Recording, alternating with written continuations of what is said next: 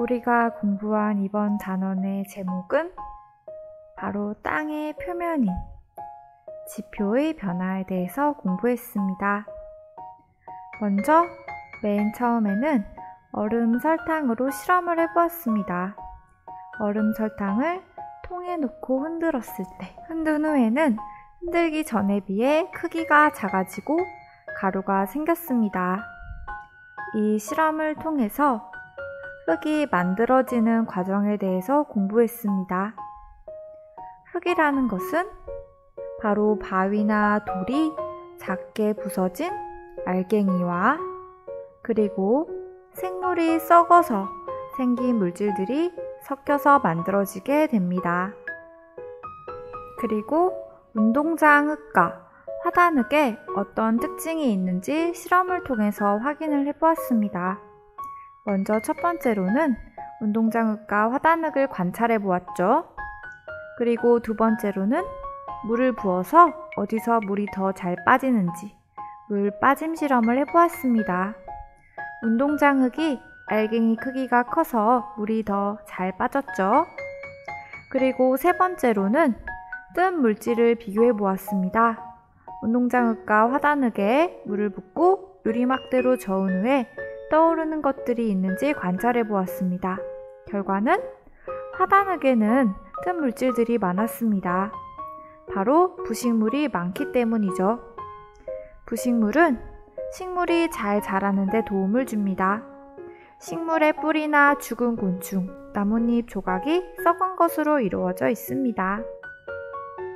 그 다음에는 흙언덕 실험을 했습니다. 흙언덕에 생모래를 뿌리고 물을 흘려 보냈을 때 어떻게 변화했었나요? 맞아요. 흙언덕의 윗부분에 있던 흙들은 깎여 나가고 그 깎인 흙들이 운반되어서 아랫부분에 쌓이는 걸 관찰할 수 있었습니다. 이렇게 윗부분에서는 침식작용이, 아랫부분에서는 퇴적작용이 일어납니다. 침식작용은 흐르는 물에 의해서 지표의 바위나 돌, 흙 등이 깎여나가는 것이죠. 퇴적작용은 반대로 이렇게 흐르는 물에 의해서 깎였던, 그래서 운반되었던 돌이나 흙이 쌓이는 것을 말합니다. 이렇게 흐르는 물은 땅의 표면을, 지표를 변화시키게 됩니다. 그 다음에는 강 주변의 모습을 살펴보았습니다. 흐르는 강을 한번 생각해 볼까요? 강은 윗부분에서는 이렇게 흐르고 아랫부분으로 올수록 물길이 넓어지죠? 자, 윗부분에서는 이렇게 바위나 돌을 많이 볼 수 있는 부분, 바로 강 상류라고 하고요. 이렇게 모래나 흙을 많이 볼 수 있는 부분을 강 하류라고 합니다. 아랫부분이죠. 강 상류는 경사가 급하고 강 하류는 경사가 완만합니다. 그리고 강 상류는 강폭이 좁고요. 강 하류는 그에 비해 강폭이 넓습니다. 이런 강 상류에서는 바로 침식작용이 활발하게 일어납니다. 반대로 강 하류에서는 쌓이는 퇴적작용이 활발하게 일어납니다. 바닷가 주변의 모습, 지형을 살펴볼까요? 바닷가에도 침식작용으로 일어나는 지형과 퇴적작용으로 일어나는 지형으로 나눌 수 있습니다.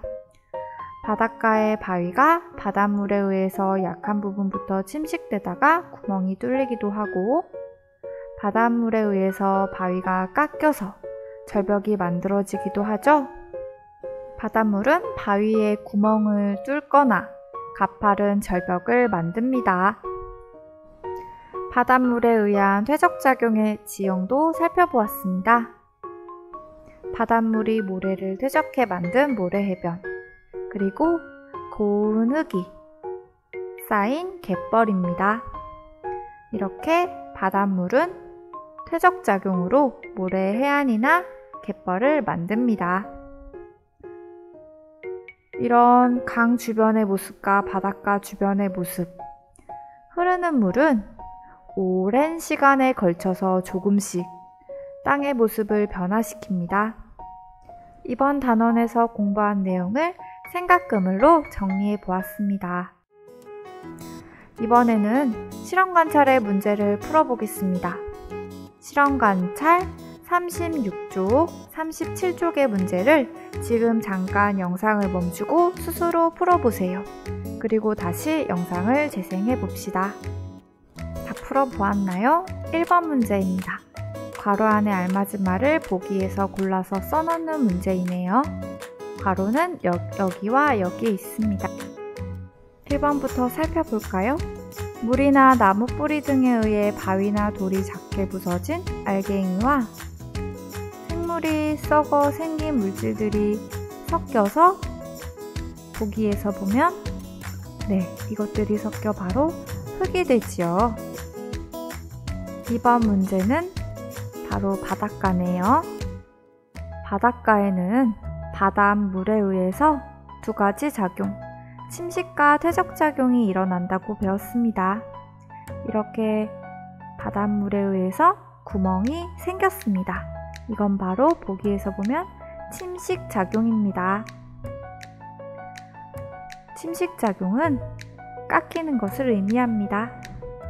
지표는 땅의 표면을 의미하고 퇴적작용은 쌓이는 것을 의미하죠. 2번 문제입니다. 운동장흙과 화단흙, 비커에 물을 붓고 뜬물질을 비교하는 실험이네요. 화단흙에서 식물이 잘 자라는 까닭을 써보는 것입니다. 화단흙은 운동장흙에 비해서 뜬 물질들이 많습니다. 화단흙에는 물에 뜨는 부식물이 많습니다. 그리고 이런 부식물은 식물이 잘 자라는 데 도움을 줍니다. 그래서 화단흙에서 식물이 더 잘 자라죠. 부식물은 식물의 뿌리나 죽은 곤충, 나뭇잎 조각 등이 썩은 것입니다. 3번 문제입니다. 흙언덕의 위쪽에서 물을 흘러보낼 때 흙이 이동하는 방향을 화살표로 나타내는 문제이네요. 자, 이렇게 물을 흘려보내면 이렇게 위에서 아래쪽으로 흙이 운반되게 됩니다. 4번 문제. 강과 바닷가에서 볼 수 있는 지형입니다. 지형은 바로 땅의 모습, 땅의 생김새를 의미한다고 배웠죠? 이 중에서 침식작용보다 퇴적작용이 활발하여 만들어진 지형을 두 가지 고르는 거네요. 1번부터 살펴볼까요? 1번은 맞아요. 강 상류에서 볼 수 있는 계곡입니다.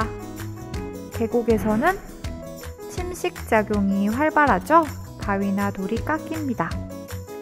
2번은 여기는 어딜까요? 네, 바로 강하류입니다. 강하류는 퇴적작용이 활발합니다. 강폭이 넓고 경사가 완만하기 때문이죠. 3번은 바닷가 지형 중에 모래해변입니다. 모래해변도 바로 바닷물에 의한 퇴적작용으로 생긴 지형입니다.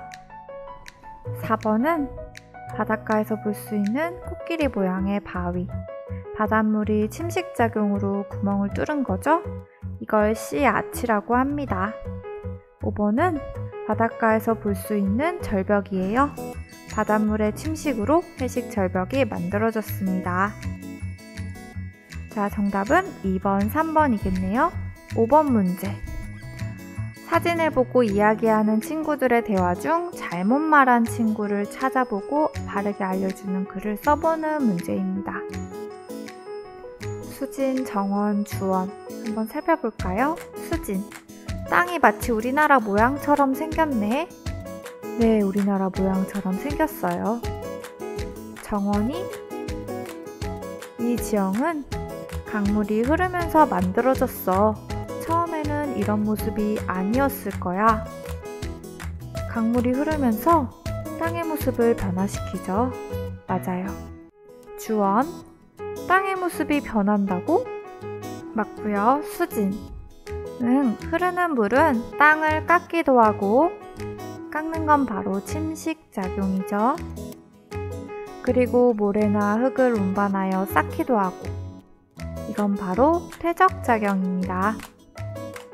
주원: 그런데 이런 지형은 언제 만들어졌을까? 정원이가 대답합니다.